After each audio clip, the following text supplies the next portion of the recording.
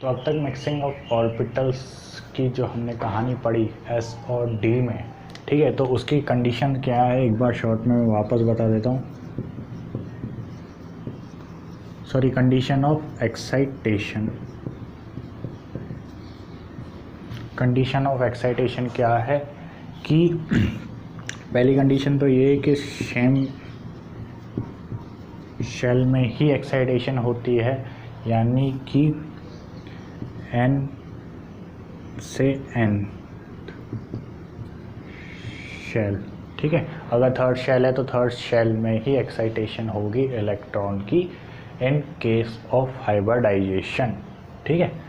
ठीक है, ये एक्साइटेशन किसका केस है? इन हाइब्रिडाइजेशन में, ठीक है। उसके बाद जो सेकंड कंडीशन ये है कि S से P में तो एक्साइटेशन जो है वो आसानी से हो जाती है, क्योंकि जो एनर्जी है, चेंज इन एनर्जी जो डेल्टा En है वो लो है, यानी कि कोई भी एटम आकर S से P में इलेक्ट्रॉन को एक्साइट करवा सकता है। लेकिन S से D में एक्साइटेशन करवाने के लिए जो है एनर्जी गैप ज़्यादा होता है, और वो एनर्जी जो है वो हाई En का एटम ही कंप्लीट कर सकता है, यानी कि हाई इलेक्ट्रोनेगेटिव एटम। और हाई इलेक्ट्रोनेगेटिविटी एटम कौन से होते हैं? Fluorine, chlorine, oxygen. जनरली ये जो एटम्स हैं फ्लोरीन, क्लोरीन या फिर ऑक्सीजन, जनरली ये ही एक्साइट करवा सकते हैं 3s के इलेक्ट्रॉन को 3d में, ठीक है। तो एक्साइटेशन की कहानी इतनी सी है फ़िलहाल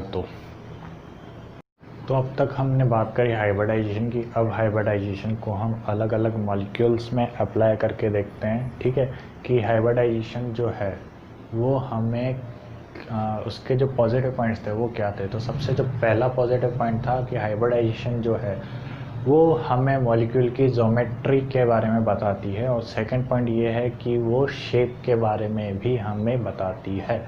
तो सबसे पॉजिटिव जो पॉइंट था हाइब्रिडाइजेशन का वो ये था कि हम मॉलिक्यूल के शेप और ज्योमेट्री के बारे में प्रेडिक्ट कर पा रहे थे, ठीक है। तो ज़रा इसको हम एग्जांपल के साथ देखते हैं, ठीक है। तो सबसे जो पहला एग्जांपल लेते हैं अपन BeCl2, ठीक है, और एक एग्जांपल लेते हैं हम BF3। इन दो एग्जांपल को ज़रा सॉल्व कर देखते हैं। तो BeCl2 का जो स्ट्रक्चर होता है वो कुछ इस तरीके से होता है, ठीक है, और इसकी हाइब्रिडाइजेशन हम ऑलरेडी कैलकुलेट कर चुके हैं, ठीक है। तो ये जो हाइब्रिडाइजेशन होती है इसकी sp होती है, क्योंकि 2 सिग्मा बॉन्ड्स हैं, और एक फॉर्मूला था उसके साथ भी हम कैलकुलेट कर सकते हैं half into valence electron of central atom plus monovalent atom, ठीक है। उससे भी जब अगर आप निकालोगे तो इसकी हाइब्रिडाइजेशन sp ही आएगी। अब जो इसकी मेन पॉइंट है कि इसकी ज्योमेट्री क्या है। तो ज्योमेट्री जो है इसकी वो होगी लीनियर, और शेप जो है वो भी इसकी होगी लीनियर, ठीक है। तो ज्योमेट्री और शेप दोनों ही सेम होते हैं BeCl2 के, और एंगल जो होता है वो होता है 180 डिग्री। जाहिर सी बात है, 2 बॉन्ड्स हैं, ठीक है। हाइब्रिडाइजेशन जो है वो सबसे पहली पॉइंट तो ये है कि हाइब्रिडाइजेशन जो है वो VSEPR थ्योरी भी अप्लाई होती है हाइब्रिडाइजेशन के अंदर, ठीक है। इसका भी यूज़ आ रहा होता है। तो जब ये 2 बॉन्ड्स है वो अपने आप में मैक्सिमम डिस्टेंस पर रहना पसंद करेंगे ताकि कम से कम रिपल्शन हो रहा हो मॉलिक्यूल के अंदर, तो सबसे ज़्यादा डिस्टेंस कितना, एग्जैक्टली अपोजिट डायरेक्शन में रहेंगे, ठीक है। तो वो बेरिलियम के एग्जैक्टली अपोजिट डायरेक्शन में, तो जो Cl और BeCl का जो बॉन्ड एंगल है दोनों का एक दूसरे से वो 180 डिग्री है। सिमिलरली BF3 का अगर आप हाइब्रिडाइजेशन फॉर्मूला से निकालोगे तो वो आएगा sp2, ठीक है। चाहे फॉर्मूला से निकालो और या फिर स्ट्रक्चर अगर बनाए हम, तो बोरोन के वैलेंस इलेक्ट्रॉन 3 होते हैं और तीनों में फ्लोरीन के एटम आकर अटैच करेंगे,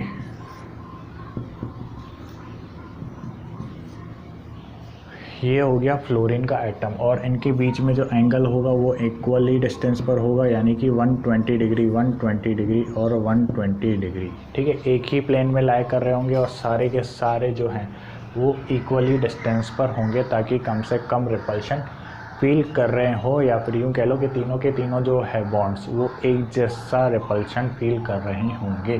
ठीक है, और इसकी हाइब्रिडाइजेशन तो हो गई। अब इसकी अगर ज्योमेट्री की मैं बात करूँ तो ज्योमेट्री जो होगी इसकी होगी ट्रायगोनल प्लेनर। ठीक है, और इसकी जो शेप होगी वो भी ट्रायगोनल प्लेनर ही होगी। ठीक है, ये कुछ शेप जो है वो एक ही प्लेन में होती है। ठीक है, अगर मैं बनाना चाहूँ तो कुछ इस तरीके से। ठीक है, ये एक ही प्लेन में। ठीक है, सारे बॉन्ड एंगल जो है वो एक जैसे ही है। ठीक है, ये कुछ इस प्लेन में, एक ही प्लेन में। ठीक है, ये एक ही प्लेन में। तो ये तो बात हो गई ट्रायगोनल प्लेनर की। अब और ज्योमेट्री की, तो अब ये लीनियर 20 से L2 को मैं मिटा देता हूँ।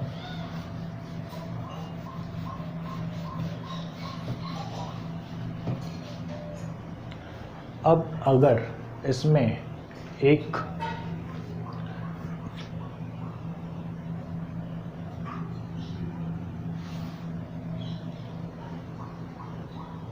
अब जो नेक्स्ट है, ये तो था सेकंड नंबर।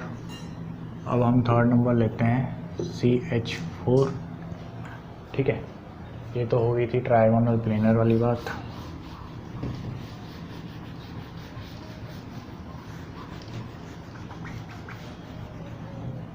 CH4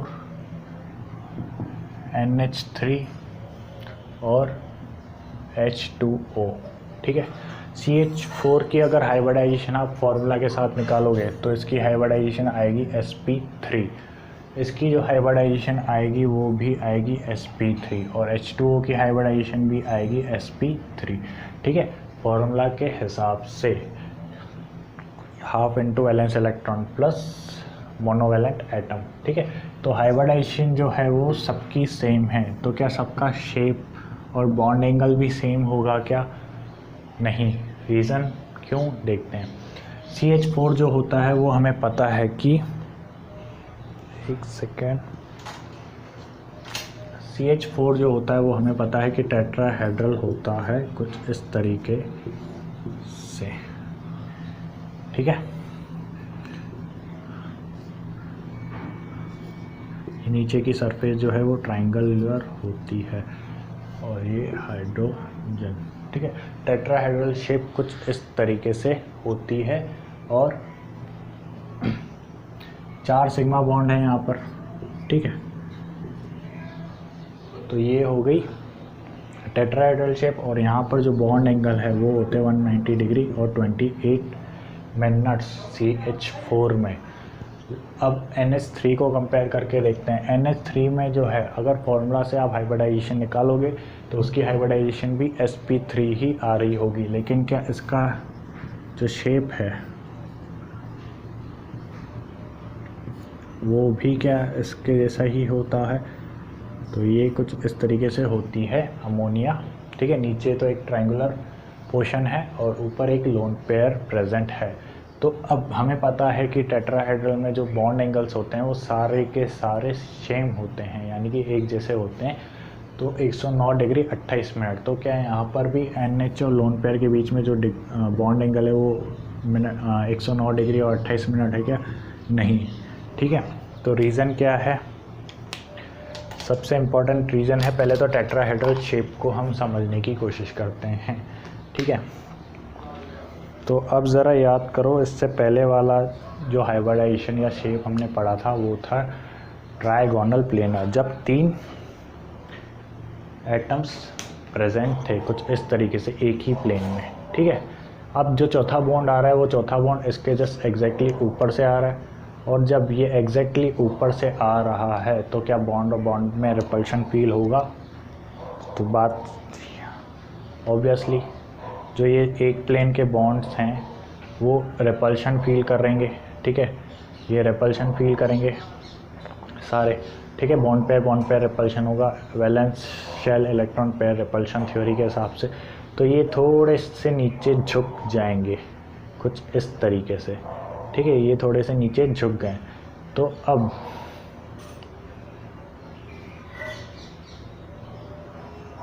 ठीक है, तो ये जो शेप है ये है टेट्राहेड्रल शेप, दिख रहा है, समझ में आ रहा है। और तो ये नीचे जो है वो एक ट्रायंगल हो गया, ठीक है। ये जो मैंने बना रखा है नीचे, ये हाइड्रोजन और ये हाइड्रोजन, ठीक है। और एक ये ऊपर वाला हाइड्रोजन। तो ये जो सारे बॉन्ड एंगल्स हैं वो कितने हैं, 109 डिग्री और 28 मिनट। लेकिन अब NH3 का मॉलिक्यूल देखो, जो ये ऊपर वाला हाइड्रोजन था वो किस में चेंज हो गया, वो लोन पेयर में चेंज हो गया है, ठीक है। और VACP ETR याद करो कि जो रिपल्शन अमाउंट था वो लोन पेयर में सबसे ज़्यादा था, ठीक है। उसके बाद लोन पेयर और बॉन्ड पेयर में सबसे ज़्यादा था, और उसके बाद बॉन्ड पेयर और बॉन्ड पेयर में सबसे ज़्यादा था। तो पहले वाली कंडीशन में तो क्या था कि बॉन्ड और बॉन्ड के बीच में रिपल्शन हो रहा है, ठीक है। लेकिन इस कंडीशन में क्या है कि लोन पेयर और बॉन्ड पेयर में रिपल्शन हो रहा है। तो अब की बार जो टेट्राहेड्रल शेप था, ये जो टेट्राहेड्रल शेप है, तो ये ऊपर वाला जो है बॉन्ड नहीं है, लोन पेयर है। तो ये लोन पेयर अब इन बॉन्ड को ज़्यादा रिपल करेगा और ये और भी ज़्यादा नीचे झुक जाएंगे, ठीक है। और भी ज़्यादा नीचे झुकेंगे तो ये जो बॉन्ड एंगल है वो तो 109 डिग्री से ज़्यादा होगा, क्योंकि ये लोन पेयर और बॉन्ड पेयर के बीच में रिपल्शन हो रहा है। और जो हाइड्रोजन और हाइड्रोजन के बीच में जो बॉन्ड एंगल हैं, जो ये नीचे वाले बॉन्ड एंगल्स हैं, वो 109 डिग्री और 28 मिनट से कम होंगे, ठीक है। समझ में नहीं आया तो थोड़ा खुद बना के देखो, इमेजिन करके देखो, थ्योरी को अप्लाई करके देखो, ठीक है। प्रैक्टिकली अप्लाई करके देखो। मैं वीडियो में जितना तरीके से बता सकता था उतने तरीके से मैंने बता दिया, ठीक है। आप भी पेन वगैरह लो, उसको इमेजिन करके देखो कि पहले तो किस तरीके से ट्रायगोनल प्लेनर से ऊपर एक बॉन्ड आया तो बॉन्ड पेयर के बीच में रिपल्शन हो रहा है। उसके बाद सेकंड कंडीशन में ऊपर लोन पेयर आया है ट्रायगोनल प्लेनर के, तो लोन पेयर की जो है वो ज़्यादा रिपल्शन करता है। तो ज़्यादा रिपल्शन की वजह से जो तीनों बॉन्ड्स थे और ज़्यादा झुकेंगे। तो बॉन्ड पेयर की वजह से तो 109 डिग्री नीचे झुक रहे थे, तो लोन पेयर की वजह से 109 डिग्री से ज़्यादा नीचे झुकेंगे, ठीक है। और अगर ज़्यादा नीचे झुकेंगे जो तीनों बॉन्ड थे वो और ज़्यादा नज़दीक आएंगे, तो यानी कि उनके बॉन्ड एंगल में तो कमी आएगी जो प्लेनर वाले थे, और लोन पेयर और बॉन्ड के बीच में एंगल में बढ़ोतरी होगी क्योंकि ज़्यादा रिपल्शन हो रहा है, ठीक है। अब H2O की कंडीशन देखते हैं। H2O की अगर आप फॉर्मूला से हाइब्रिडाइजेशन निकालोगे तो इसकी भी हाइब्रिडाइजेशन जो है वो sp3 ही आएगी, ठीक है। लेकिन यहाँ पर हमें पता है ऑक्सीजन जो है वो कुछ इस तरीके से लाया करता है, और H2O का मॉलिक्यूल इस तरीके से लाया करता है, और ऑक्सीजन के जो वैलेंस इलेक्ट्रॉन हैं वो 6 होते हैं। 2 तो बॉन्ड में चले गए हाइड्रोजन के साथ, और 2 लोन पेयर इस तरीके से एग्जिस्ट कर रहे हैं, ठीक है। अब कुछ इस तरीके से एग्जिस्ट कर रहे हैं, तो यहाँ पर तो एक लोन पेयर था, तो वो एक लोन पेयर कितना रिपल कर रहा था बॉन्ड को। यहाँ पर 2 लोन पेयर है, और 2 लोन पेयर तो और भी ज़्यादा रिपल करेंगे बॉन्ड को, ठीक है। तो अब इस कंडीशन में जो बॉन्ड एंगल होगी वो कितनी होगी, तो यहाँ पर 109 डिग्री है, तो यहाँ पर ये बॉन्ड एंगल जो होती है 104 डिग्री हमें ऑब्ज़र्व होती है, ठीक है।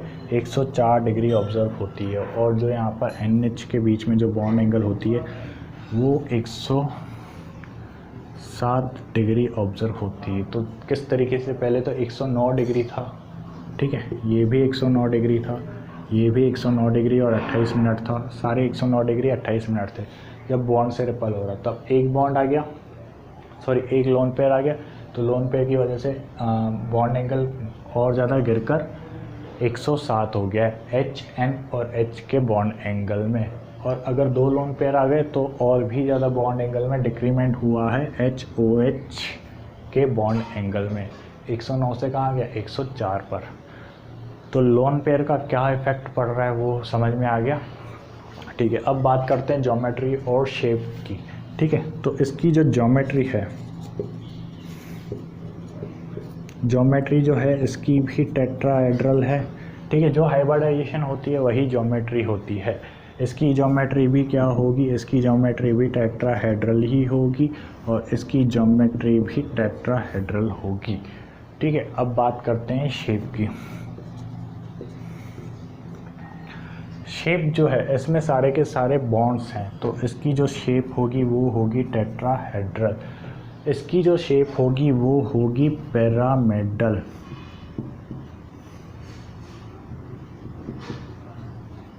इसकी जो शेप है वो होगी पिरामिडल।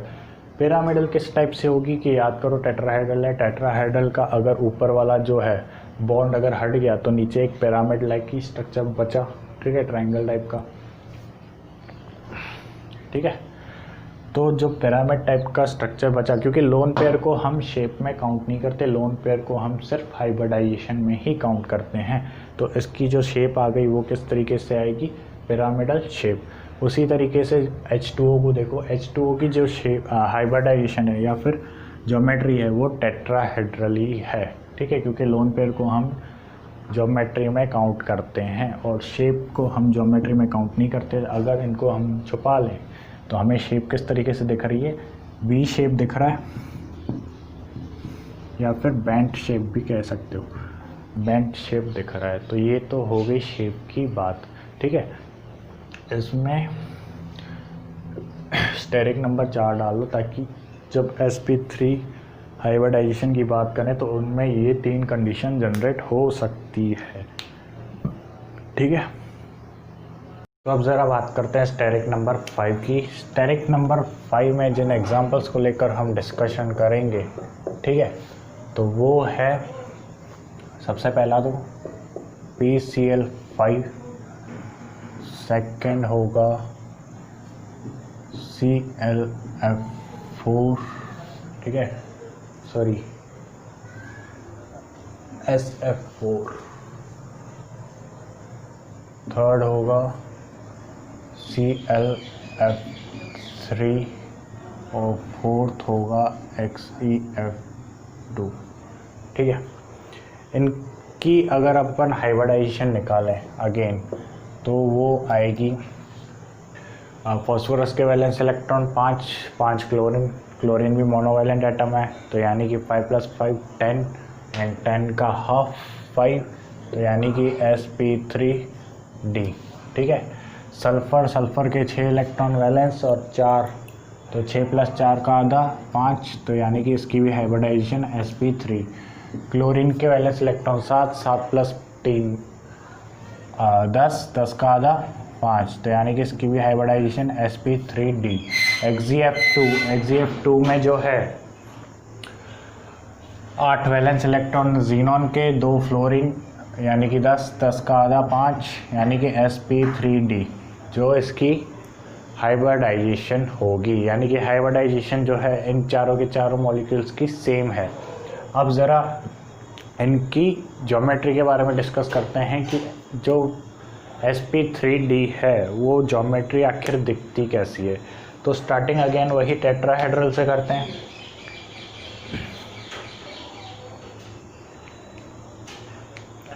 अब ज़रा याद करो टेट्राहेड्रल कुछ इस तरीके से थी, नीचे ट्राइंगल, ठीक है, एक पिरामिड और एक ऊपर बॉन्ड। अब जो 5वां बॉन्ड आ रहा है, ठीक है, जो 5वां बॉन्ड आ रहा है वो एग्जैक्टली इसके नीचे से आ रहा है। ठीक है, अब ये नीचे से जो 5वां बॉन्ड आया है वो इन तीनों बॉन्ड्स को जो टेट्राहेड्रल में 109 डिग्री 28 मिनट पे थे उन पर रिपल्शन जनरेट होगा। ठीक है, तो यानी कि बॉन्ड पेयर रिपल्शन हो रहा है यहाँ पे। तो अब नीचे भी एक बॉन्ड है, ऊपर भी बॉन्ड है, दोनों तरफ बॉन्ड ही बॉन्ड है, तो यानी कि बराबर का रिपल्शन हो रहा होगा। तो इसलिए जो तीनों बॉन्ड्स थे जो नीचे झुक गए थे ऊपर वाले बॉन्ड की वजह से टेट्राहेड्रल में, वो वापस एक प्लेन में आ जाएंगे। ठीक है, तो यानी कि 3 बॉन्ड्स तो प्लेन में हो गए और जो ये 2 बॉन्ड है वो एक्सियली हो गए, यानी कि ऊपर और नीचे इस प्लेन के। ठीक है, तो ये कुछ इस तरीके से ज्योमेट्री दिखाई देगी हमें। ठीक है, तो ये जो ज्योमेट्री है इससे पहले प्लेन में ड्रॉ कर लेते हैं, यानी कि बोर्ड पे ड्रॉ कर लेते हैं, और फिर इसका नाम क्या है वो सब हम डिस्कस करते हैं। तो यानी कि फॉस्फोरस में ये हो गया सेंट्रल एटम P, एंड ये 3 क्लोरीन एटम हो गए जो ये प्लेन में है। ठीक है, प्लेन के एटम्स को मैं कुछ इस तरीके से दिखा देता हूँ। ठीक है, एंड जो 2 है वो इस प्लेन के ऊपर और प्लेन के नीचे है। ठीक है, अब ज़रा ध्यान से देखना कि ये जो प्लेन के बॉन्ड्स हैं वो मैंने थोड़े छोटे बनाए, और जो ये एक्सियल बॉन्ड्स है, ठीक है, जो 2 बॉन्ड्स हैं ऊपर और नीचे प्लेन के, इनको एक्सियल बॉन्ड कहा जाता है, और जो प्लेन वाले बॉन्ड्स हैं इन्हें इक्वेटोरियल बॉन्ड कहा जाता है। ठीक है, क्योंकि ये प्लेन के इक्वेटोरियल होते हैं। अब दूसरी बात ये कि जो एक्सियल बॉन्ड्स होते हैं वो ज़रा ज़्यादा क्या बोलते हैं, लंबे होते हैं, यानी कि जो इनकी बॉन्ड लेंथ है वो ज़रा थोड़ी सी ज़्यादा होती है। एक्सियल बॉन्ड्स जो है, एक्सियल बॉन्ड ज़्यादा बड़े होते हैं इक्वेटोरियल बॉन्ड से। ठीक है, इसीलिए बॉन्ड अगर ज़्यादा लंबा है तो यानी कि उसकी बॉन्ड स्ट्रेंथ कम होगी, और इसीलिए जो रिएक्शन में पार्टिसिपेट करेंगे वो सबसे पहले एक्सियल बॉन्ड पार्टिसिपेट करते हैं, क्योंकि उनकी बॉन्ड स्ट्रेंथ कम हो जाती है ज़्यादा लंबे होने की वजह से। ठीक है, इसलिए जब भी कोई sp3d टाइप का मॉलिक्यूल रिएक्शन में पार्टिसिपेट करता है तो एक्सियल वाला जो बॉन्ड है वो पहले टूटता है। अब जो एक्सियल बॉन्ड है वो लंबा क्यों होता है उसका रीज़न सुनना। जो इक्वेटोरियल बॉन्ड है, ठीक है, वो सारे एक दूसरे से 120 डिग्री पर प्रेजेंट है। ठीक है, 120 डिग्री पर प्रेजेंट है, लेकिन जो एक्सियल बॉन्ड है वो इक्वेटोरियल से 90 डिग्री पर प्रेजेंट है। ठीक है, तो 90 डिग्री पे प्रेजेंट है, इसका मतलब ये है कि वो थोड़े कम डिस्टेंस पे प्रेजेंट है, तो जिसकी वजह से रिपल्शन ज़्यादा क्रिएट होगा। अगर बॉन्ड पेयर जो है वो कम डिस्टेंस पर प्रेजेंट होंगे तो रिपल्शन ज़्यादा होगा, और रिपल्शन ज़्यादा होने की वजह से ये थोड़े से एक्सपांड हो जाते हैं और लंबे हो जाते हैं। ठीक है, इसी वजह से एक्सियल बॉन्ड जो होते हैं वो थोड़े ज़्यादा लंबे होते हैं। तो ये तो हो गई sp3d की ज्योमेट्री। अब इस ज्योमेट्री को आखिर कहते क्या हैं, तो इस ज्योमेट्री को हम ट्रायगोनल बाइपिरामिडल कहते हैं।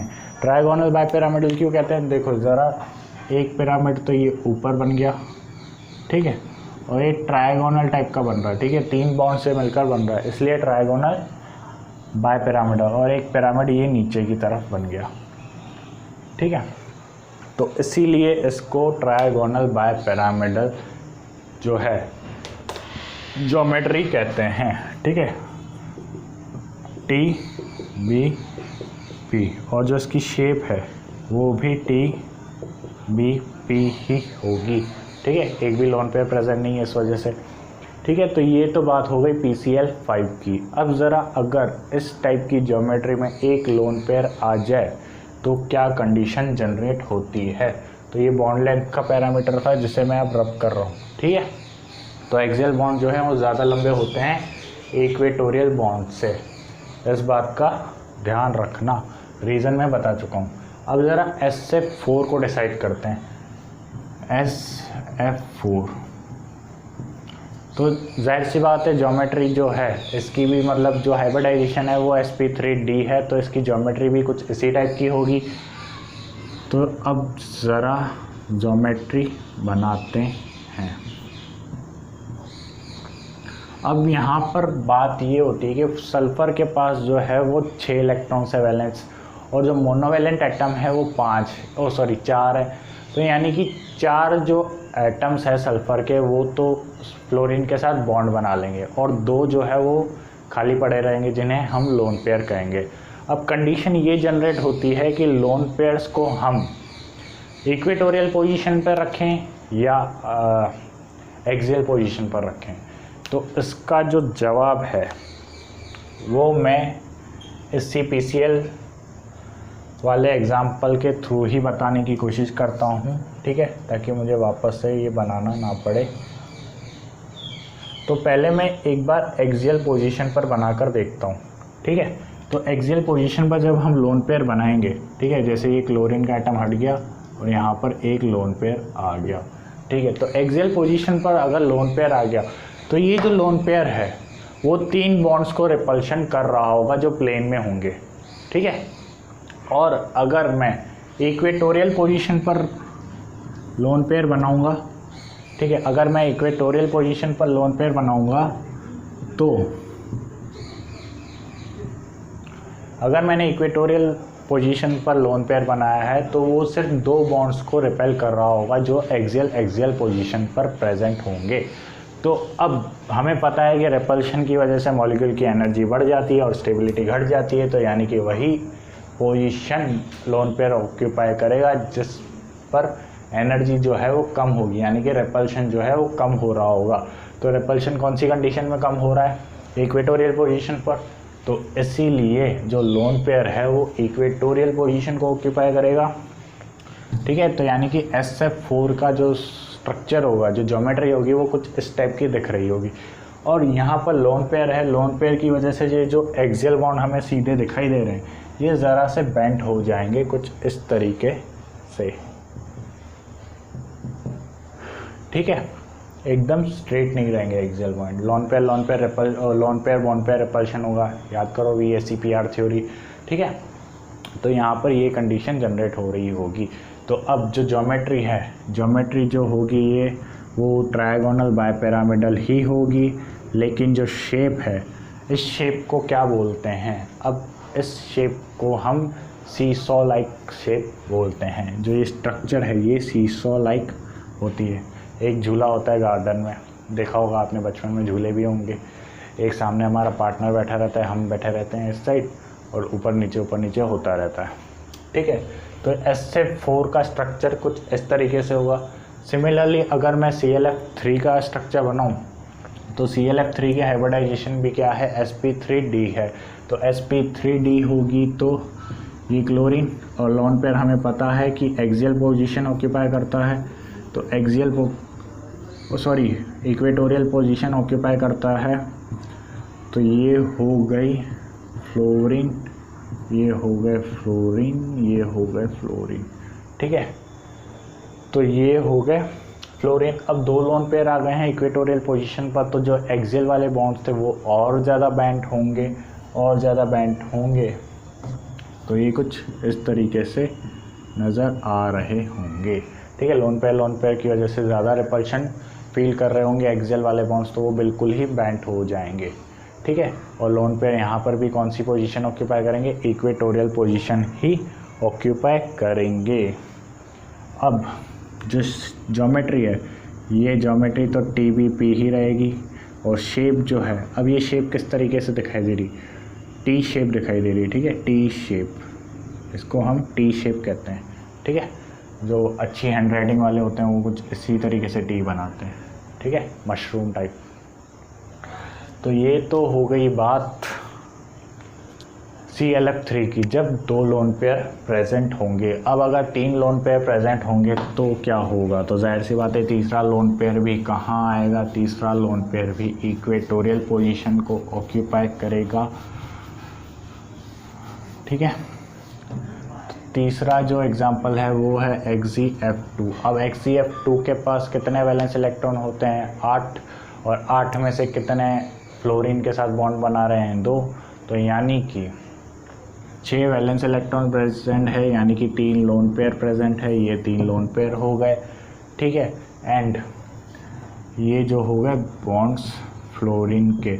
अब 3 लोन पेयर है, तीनों लोन पेयर प्लेन में है, तो लोन पेयर जो है वो इक्वल रिपल्शन कर रहे होंगे, तो इसीलिए जो फ्लोरीन जो एक्सियल बॉन्ड्स है वो एकदम स्ट्रेट रहेंगे, ठीक है, एकदम स्ट्रेट रहेंगे। तो इसकी वजह से जो ज्योमेट्री है वो तो रहेगी TBP ही, लेकिन जो शेप है वो रहेगी लीनियर शेप, ठीक है।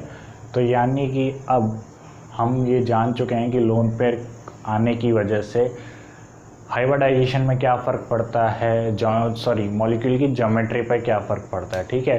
तो यानी कि मॉलिक्यूल की ज्योमेट्री में जो है स्ट्रक्चर में काफ़ी चेंजेस आते हैं, बॉन्ड के एंगल्स में, ठीक है, बॉन्ड्स की डिस्टेंस में काफ़ी चेंजेस आते हैं लोन पेयर्स आने की वजह से। तो ये सारी बातें हमें किसने बताई? हाइब्रिडाइजेशन ने। हाइब्रिडाइजेशन की हेल्प से ही हम मॉलिक्यूल की ज्योमेट्री के बारे में पता कर सकते हैं और मॉलिक्यूल की शेप के बारे में पता कर सकते हैं। अब ज़रा नेक्स्ट हम देखेंगे स्टेरिक नंबर 6 को। तो अब चलते हैं ज़रा स्टेरिक नंबर 6 पर। ठीक है, स्टेरिक नंबर 6 यानी कि जिसमें 6 बॉन्ड्स प्रेजेंट हों। तो स्टेरिक नंबर 6, ठीक है। तो 6 में जो एग्जांपल्स हैं वो है तो SF6, ठीक है, SF6। उसके बाद जो नेक्स्ट एग्जांपल है वो है ICL5 और उसके बाद जो नेक्स्ट एग्जांपल है वो है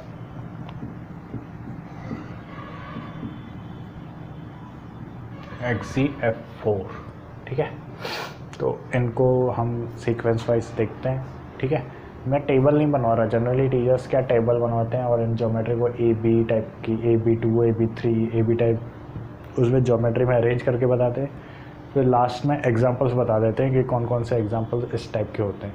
मैंने डायरेक्ट एग्जांपल्स लेकर आपको ज्योमेट्री बनाना सिखा दिया है, ठीक है। अब सिमिलरली वापस से हम इनकी हाइब्रिडाइजेशन निकालेंगे फॉर्मूला बेस पर, ठीक है। तो इनकी जो हाइब्रिडाइजेशन आएगी वो आएगी sp3d2, ठीक है। वही formula half into valence electron plus monovalent atom. तो इसके वैलेंस 6, कितने फ्लोरीन है 6 और 6 12, 12 का आधा 6, यानी कि sp3d2 हाइब्रिडाइजेशन। आयोडीन 7 प्लस 5 12, 12 का आधा 6। जीनॉन 8 प्लस 4 12, 12 का आधा 6, ठीक है। यानी कि सबकी जो हाइब्रिडाइजेशन है वो sp3d2 ही है, ठीक है। अब sp3d2 जो होती है तो वो कैसी होती है, यानी कि सबसे पहले जो हम बनाएंगे वो बनाएंगे SF6, ठीक है। तो सेंट्रल एटम जो है यहाँ पर सल्फ़र है। पहले एक बार पेन की हेल्प से बनाकर बताने की कोशिश करता हूँ मैं। तो जनरली SF6 जो है वो होती है ऑक्टाहेड्रल शेप, ठीक है। ऑक्टाहेड्रल शेप अब होती कैसी है कि 4 जो बॉन्ड्स हैं, ठीक है, वो इक्वली एक दूसरे के 90 डिग्री के एक प्लेन में प्रेजेंट होते हैं। 4 बॉन्ड तो ठीक है 90 डिग्री पर प्रेजेंट हो गए तो ये 360 डिग्री तो हो गया। एक प्लेन में 4 बॉन्ड तो इस तरीके से प्रेजेंट होते हैं और जो बाकी 2 बॉन्ड हैं वो एक तो ऊपर प्रेजेंट होता है, ठीक है, और एक नीचे प्रेजेंट होता है, ठीक है। सिमिलरली PCl5 वाली कंडीशन की तरह, लेकिन PCl5 में जो ट्रायगोनल बाइपिरामिडल थी उसमें जो एक प्लेन में 3 बॉन्ड थे और ऑक्टाहेड्रल में एक प्लेन पर 4 बॉन्ड प्रेजेंट होते हैं, ठीक है। तो ये कुछ इस तरीके से शेप होती है।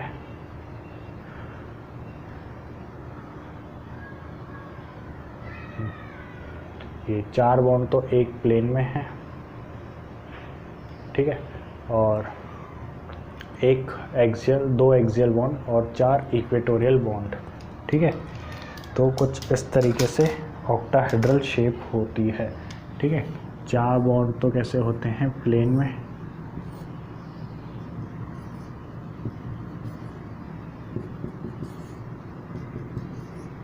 और एक ऊपर एक नीचे, ये होगी ऑक्टाहेड्रल शेप। ये जनरली एक प्लेन में होते हैं, लेकिन ये सिर्फ मैं प्लेन की साइन बता रहा हूँ, कोई बॉन्ड नहीं है ये,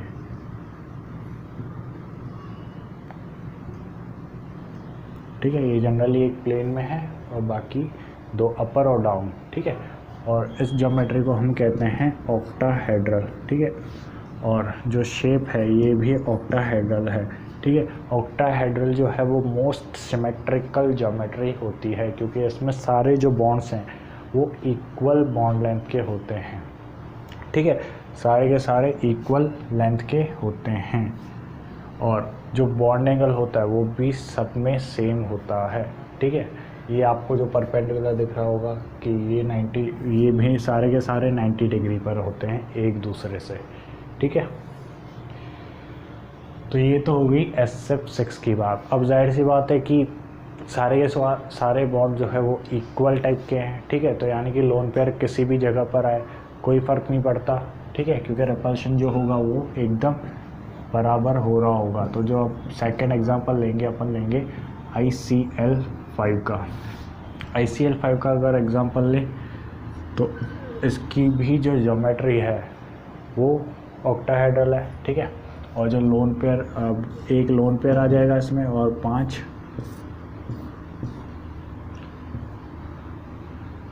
तो क्या आ गए,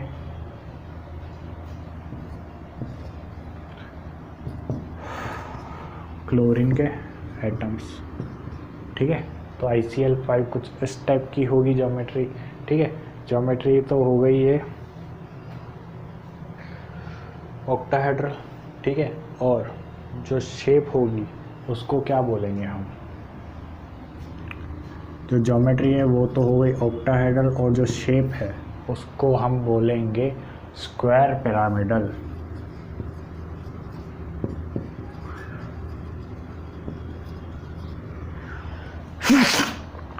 सॉरी, स्क्वायर पिरामिडल। देखो जैसे ये ऑक्टाहेड्रल है, ऑक्टाहेड्रल जो देखा जाए तो जनरली हमें स्क्वायर बाय पिरामिडल जैसी लग रही है।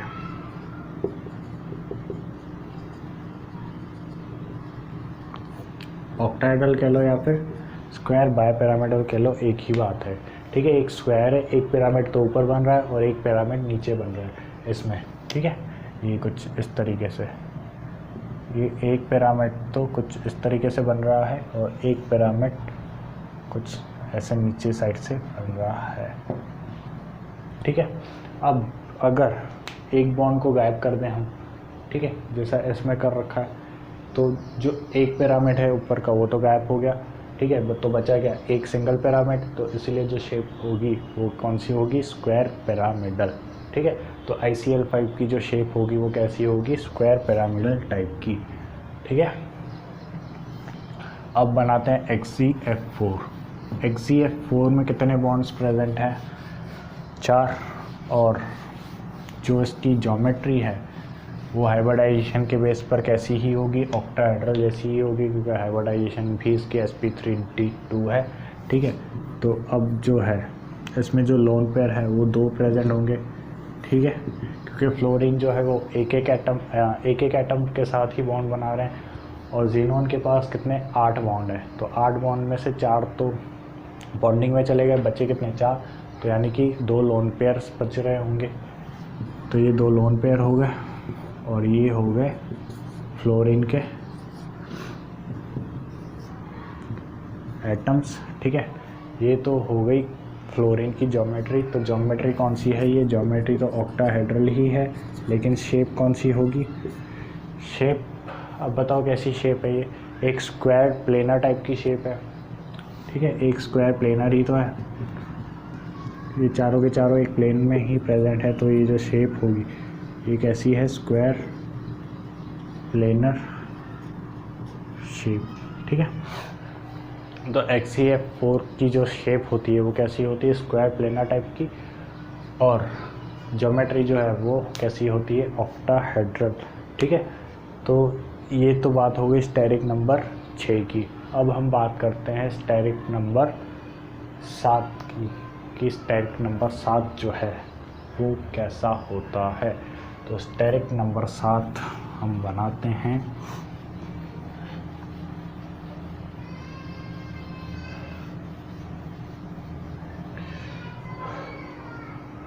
अब बनाते हैं ज़रा स्टेरिक नंबर 7।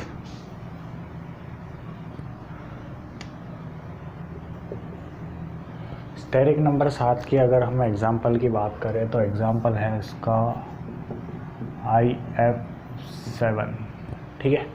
अगर आप इसकी फॉर्मूला के हिसाब से हाइब्रिडाइजेशन निकालोगे तो वो निकलेगी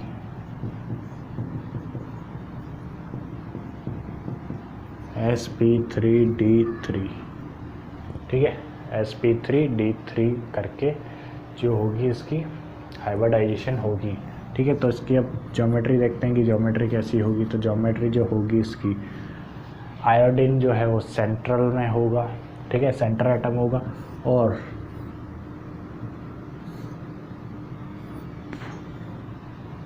पांच फ्लोरीन के एटम्स तो एक प्लेन में होंगे।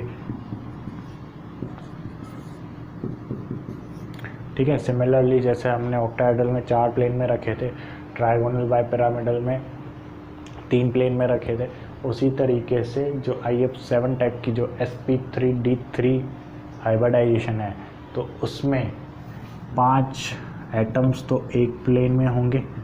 टोटल 7 बॉन्ड्स हैं, ठीक है, 7 फ्लोरीन के एटम है, तो 5 तो एक प्लेन में प्रेजेंट है जो आपस में 72 डिग्री होंगे। ठीक है, 72 डिग्री होंगे, तो जो सम करेंगे 5 तो वो आएगा 360। तो ये जो पांचों बॉन्ड हैं वो एक दूसरे से 72 डिग्री में एक प्लेन में प्रेजेंट होंगे, और जो बाकी 2 बॉन्ड्स हैं, जो 2 फ्लोरीन एटम है, वो एक्सियली प्रेजेंट होंगे। ठीक है, जो होंगे 90 डिग्री प्लेन से। ठीक है, ये कितना होंगे 90 डिग्री। तो यानी कि यहाँ पर 2 टाइप के बॉन्ड प्रेजेंट है, इक्वेटोरियल और एक्सियल। इक्वेटोरियल कितने बॉन्ड है 5, और एक्सियल कितने हैं, इक्वेटोरियल तो है 5 और एक्सियल है 2। ठीक है, एक्सियल वाले तो एज यूजुअल 90 डिग्री है प्लेन के, और जो 5 बॉन्ड है वो आपस में 72 डिग्री हैं, और इस ज्योमेट्री को हम कहते हैं, सिमिलरली वही बाइपिरामिडल टाइप की है, लेकिन यहाँ पे कितने बॉन्ड से पिरामिड बन रहा है, 5 बॉन्ड से, इसलिए इसकी जो ज्योमेट्री होगी वो होगी पेंटागोनल बाइपिरामिडल। ठीक है, और जो शेप होगी वो भी पेंटागोनल बाइपिरामिडल ही होगी। ठीक है, पेंटागोनल बाइपिरामिडल ही होगी। तो स्टेरिक नंबर 7 की कहानी आपने देख ली। तो स्टेरिक नंबर 7 तक जनरली नीट और IIT में स्टेरिक नंबर 7 तक के ही क्वेश्चंस आते हैं। ठीक है, इससे ज़्यादा इसके आगे के जो स्टेरिक नंबर होते हैं, जैसा कि इसमें भी एक लोन पेयर आता है, तो उसकी वजह से एक डिस्टॉर्टेड ऑक्टाहेड्रल टाइप की ज्योमेट्री प्रोड्यूस होती है। ठीक है, तो एक बार उसको भी देख लेंगे। तो अब किसी भी कंपाउंड की ज्योमेट्री या शेप आसानी से बता सकते हैं। ठीक है, जैसे कि अगर एक बार एग्जांपल ले लेते हैं, रैंडमली कोई भी एग्जांपल ले लो आप, PbCl2 ले लेते हैं। ठीक है, PbCl2। अब इसकी जो है शेप कैसी होगी और ज्योमेट्री कैसी होगी, हमें इसके बारे में कुछ नहीं पता। तो सबसे पहला स्टेप क्या होगा, किसी भी कंपाउंड की जो ज्योमेट्री और शेप अगर हमें पता करनी है, तो सबसे पहले तो उसकी हाइब्रिडाइजेशन पता करो कि उसकी हाइब्रिडाइजेशन है क्या। तो उसकी जो हाइब्रिडाइजेशन है वो हम फार्मूला से आसानी से पता कर सकते हैं। ठीक है, तो इसकी जो हाइब्रिडाइजेशन होगी, अब PP जो है वो कौन से ग्रुप का कंपाउंड है, कार्बन ग्रुप का। कार्बन के जो वैलेंस इलेक्ट्रॉन होते हैं वो होते हैं 4, और 2 मोनोवैलेंट एटम प्रेजेंट है 2, और जो सम आएगा वो आएगा, ठीक है, 3, क्योंकि 4 + 2 6 का हाफ 3 जो होगी अब वो ये, यानी कि sp2 है। ठीक है, sp2 जो है इसकी हाइब्रिडाइजेशन है, और sp2 की जो ज्योमेट्री होती थी वो ज्योमेट्री होती थी ट्राइगोनल प्लेनर। ठीक है, तो अब यहाँ पर 2 क्लोरीन एटम्स प्रेजेंट है, तो वो तो लगा दी, और यानी कि एक लोन पेयर प्रेजेंट है। ठीक है, तो यानी कि जो ज्योमेट्री है इसकी वो तो है ट्राइगोनल प्लेनर। ठीक है, और जो शेप है इसकी वो है V शेप। ठीक है, V शेप इसकी ज्योमेट्री हो गई है। तो सिमिलरली ऐसा कौन सा एग्जांपल है, तो हम ज्योमेट्री किस तरीके से निकाल सकते हैं वो समझ में आया। ज्योमेट्री और शेप के बारे में पता करना है। ठीक है, तो सिंपल सा स्टेप है, सबसे पहले तो हमें हाइब्रिडाइजेशन निकालनी है। अगर किसी भी मॉलिक्यूल के शेप के बारे में अगर हमें बताना है, तो सबसे पहले आप उसकी हाइब्रिडाइजेशन पता करें। हाइब्रिडाइजेशन पता करके उसके पास कितने number of bond site atom है ठीक है। सेंट्रल एटम कौन सा उसको आइडेंटिफाई करें, सेंट्रल एटम के साथ कितने जो साइड एटम्स हैं वो अटैच करने वाले हैं, यानी कि कितने सेंट्रल एटम के वैलेंस इलेक्ट्रॉन्स यूज़ होने वाले हैं। जो भी यूज़ होने वाले हैं उनके साथ बॉन्ड बना दो और जो बचे हैं उनको लोन पेयर कंसिडर कर लो, ठीक है। तो सबसे पहला काम जो है ज्योमेट्री को आइडेंटिफाई करने के लिए वो है हाइब्रिडाइजेशन का पता करना, ठीक है। सिमिलरली एक दो एग्जांपल आप खुद भी ट्राई कर लो, या SiH4 ले लो, ठीक है। तो ये कैसा हो गया, हाफ कार्बन फैमिली से है सिलिकॉन, ठीक है, 4 हाइड्रोजन आइटम, ये हो गया 4, तो यानी कि हो गया sp3, ठीक है। यानी कि sp3 है तो टेट्राहेड्रल टाइप का होगा,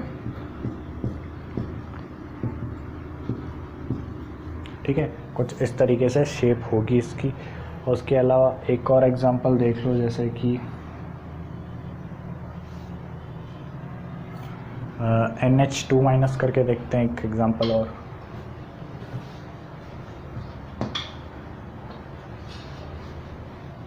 एग्जांपल ले लो NH2 माइनस, ठीक है। तो वही सिमिलरली सेंट्रल एटम कितना है, 5 नाइट्रोजन है, ठीक है, 2 हाइड्रोजन यानी कि मोनोवैलेंट एटम, 1 नेगेटिव चार्ज यानी कि +1, ठीक है। तो यानी कि 8/2 sp3, ठीक है, 8/2 यानी कि 4 का जो हाइब्रिडाइजेशन होगी वो कैसी होगी, sp3 है यानी कि टेट्राहेड्रल शेप है, ठीक है। और नेगेटिव चार्ज को भी हम लोन पेयर टाइप से कंसीडर कर सकते हैं, क्योंकि नेगेटिव का मतलब यही है कि एक इलेक्ट्रॉन आया हुआ है और एक खुद का है, तो टोटल हो गए ये कुछ इस तरीके से। और जो इसकी ज्योमेट्री होगी वो तो होगी टेट्राहेड्रल, और जो शेप होगी वो होगी वी शेप कह लो, ठीक है, या फिर बैंड शेप कह लो, ठीक है। H2O टाइप की स्ट्रक्चर हो गई है एक तरीके से, ठीक है। तो सिमिलरली अब हम किसी भी मॉलिक्यूल की शेप हो गई या ज्योमेट्री हो गई हम किस तरीके से फाइंड आउट कर सकते हैं वो समझ गए होंगे, ठीक है। बुक्स में बहुत सारे NCERT वगैरह में बहुत सारे एग्जांपल्स हैं, देखो मॉलिक्यूल को देखो और बिना सिर्फ मॉलिक्यूल का नाम देखो और उसकी स्ट्रक्चर फाइंड आउट करने की कोशिश करो। बस ये बात याद रखना कि स्ट्रक्चर यानी कि शेप या ज्योमेट्री फाइंड आउट करने के लिए सबसे पहली कंडीशन है आपको मॉलिक्यूल की हाइब्रिडाइजेशन पता होनी चाहिए, ठीक है।